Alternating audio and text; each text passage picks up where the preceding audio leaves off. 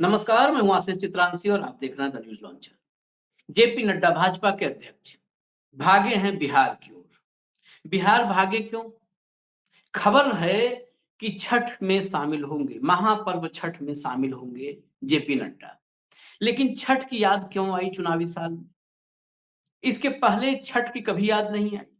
छठ में कभी नहीं आए आशीर्वाद लेने के लिए छठ मैया का। ये चुनावी साल है और राजनेताओं के त्योहार, राजनेताओं की आस्था, ये सब सियासी होती है। अब सवाल है कि क्या छठ बहाना है और नीतीश कुमार को फुसलाना है?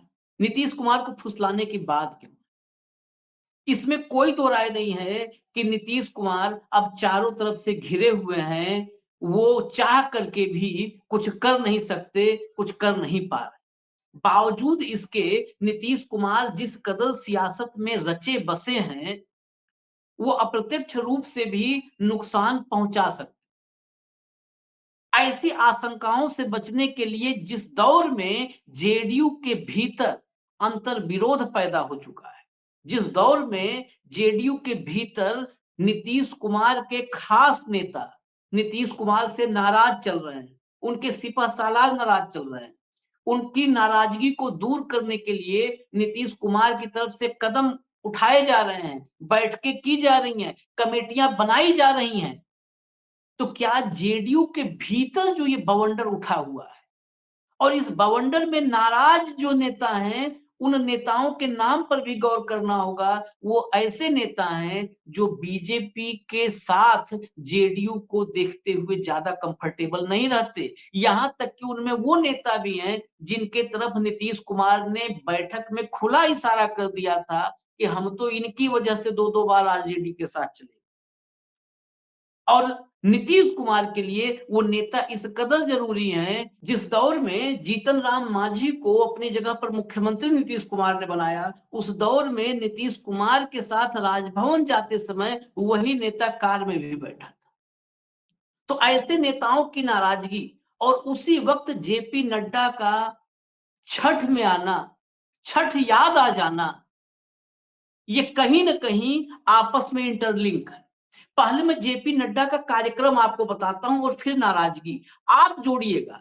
बिहार के बारे में खेला होगा, पलटी मार देंगे, ये सब मैं निजी तौर पर नहीं इंडोर्स करता, ना मैं कहूंगा।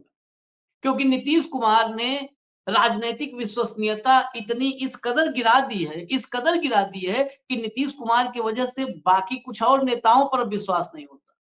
नीतीश कुमार रोल मॉडल बन गए हैं राजनीतिक अविश्वसनीयता की, राजनीतिक आप कहें पतन की, राजनीतिक पतन की। जिसने विचारधारा को तिलांजलि दी, जिसने कुर्सी के लिए सब कुछ, मतलब अखिलेश यादव की बात आप सुना सुना होगा आपने कि जो नीतीश कुमार मुझे लेके आए, मुझे छोड़कर चले गए। वही अखिलेश यादव जिसको पुत्रवत वो मानते हैं और अखिलेश यादव उनको बहुत सम्मान देते हैं, अभिभावक के रूप में मानते हैं। तो नीतीश कुमार की राजनीति पर खेला होगा, पलटासन होगा, पलटी मारेंगे, मैं निजी तौर पर कतई ये नहीं कह सकता। लेकिन मैं कार्यक्रम बताता हूं और जेडीयू के भीतर की उठापटक बताता हूं। जेपी नड्डा पटना 3 बजे पटना पहुंचेंगे और 3:30 बजे नासरीगंज है, नासरीगंज घाट, वहां दर्शन के लिए रवाना होंगे। इसके बाद नीतीश कुमार के साथ होंगे। अब देखिए आप, नीतीश कुमार के साथ होंगे और छठ व्रतियों का अभिनंदन करेंगे, आशीर्वाद लेंगे। 6:20 पर अनिल शर्मा जो बीजेपी के एमएलसी हैं, अनिल शर्मा के घर पे छठ पूजा करेंगे। अनिल शर्मा के घर छठ पूजा में शामिल होंगे। 7 बजे नितिन नवीन के घर और 7:40 पर मंगल पांडे के घर छठ पूजा पर जो है पहुंचेंगे, उसमें शामिल होंगे। छठ पूजा पर एक सीक्वेंस में जेपी नड्डा का ये समझिए छठ दौरा हो गया। छठ पूजा पर छठ दौरा लगातार जो है अलग अलग लोगों के, नेताओं के घरों पर शामिल होंगे। इसके बाद ये जो है वापस लौट आएंगे। अब देखिए इसको समझिए, छठ बिहार में सबसे बड़ा पर्व है, होली दिवाली सबसे बड़ा पर्व है। छठ को सियासत में राजनेता तमाम छठ घाटों पर जाते रहे हैं, लेकिन छठ को सियासी रूप से इस्तेमाल इस तरह से खुल करके कि छठ पर एकाएक जो कभी नहीं आया आ गया, शामिल होने लगा, वो अब तक नॉर्मली नजर नहीं आया है। आरजेडी ने इसीलिए मृत्युंजय तिवारी ने इस पर कहा कि चुनावी साल में बीजेपी को छठ और बिहार की याद आ जाती है। प्रधानमंत्री मोदी हो या जेपी नड्डा, सभी छठ को लेकर सियासत करते हैं। बिहार में अगले साल चुनाव होना है, इसलिए बीजेपी को छठ की याद आ रही है। लेकिन नीतीश कुमार के साथ जेपी नड्डा जिस जहाज पर सवार होकर गंगा घाट से रवाना होंगे, उसमें छेद ही छेद हैं। 225 में एनडीए का जहाज 2025 में एनडीए का जहाज डूबने वाला है। इस पर भाजपा की तरफ से रिएक्शन आता, उससे पहले जेडीयू की तरफ से रिएक्शन आ गया है। जेडीयू की तरफ से पहले रिएक्शन आया जेपी नड्डा को प्रोटेक्ट करने के लिए, और यही कनेक्ट करना है जो जेडीयू के भीतर चल रहा है बवंडर। जेडीयू से नीरज कुमार ने तत्काल कहा कि छठ महापर्व पर बीजेपी के राष्ट्रीय अध्यक्ष और मुख्यमंत्री नीतीश कुमार का एक साथ आना आरजेडी को पच नहीं रहा है।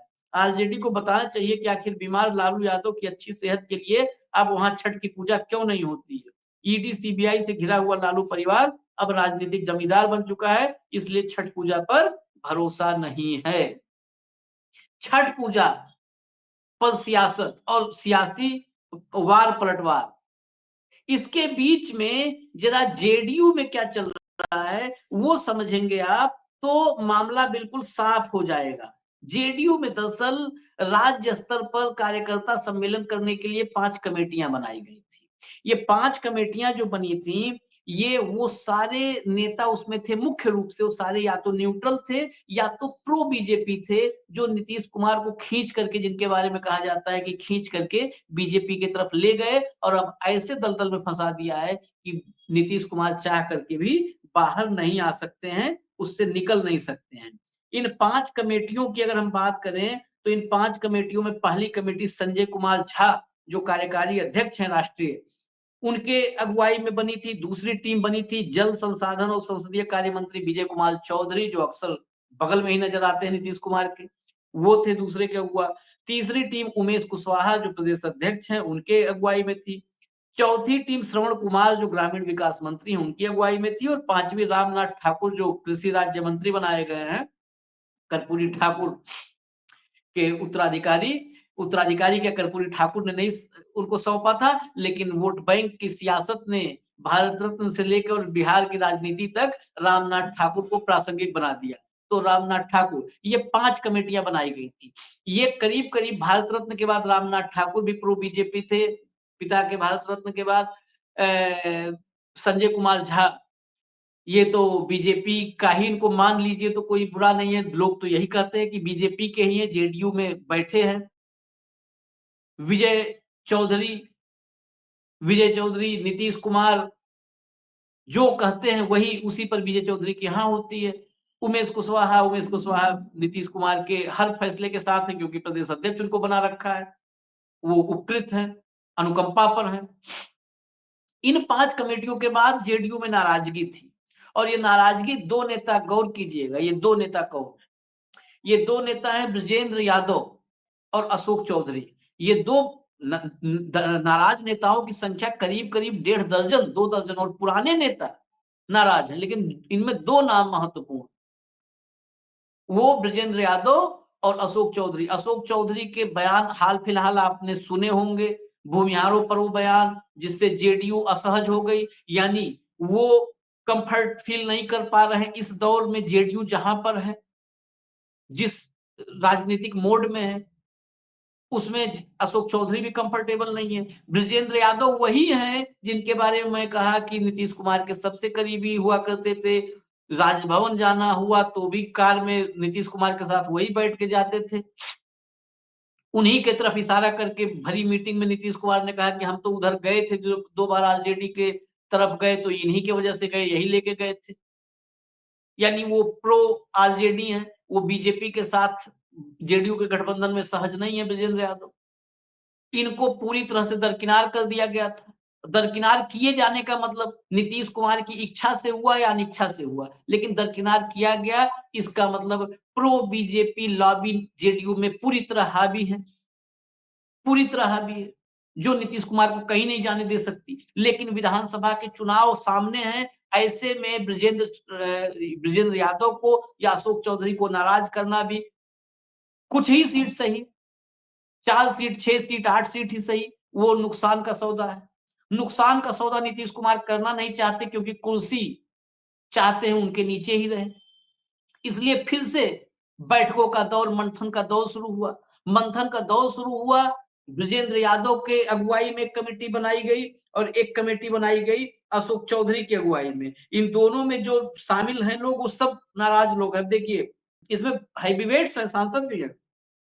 ब्रजेंद्र यादव की अगुवाई में जो कमेटी बनाई गई, उसमें नरेंद्र नारायण यादव को रखा गया, देवेश चंद्र ठाकुर को रखा गया, आलोक सुमन को रखा गया, दिनेश्वर कामत को, गुलाम रसूल, संतोष कुशवाहा, लक्ष्मेश्वर राय, श्वेता विश्वास को रखा गया।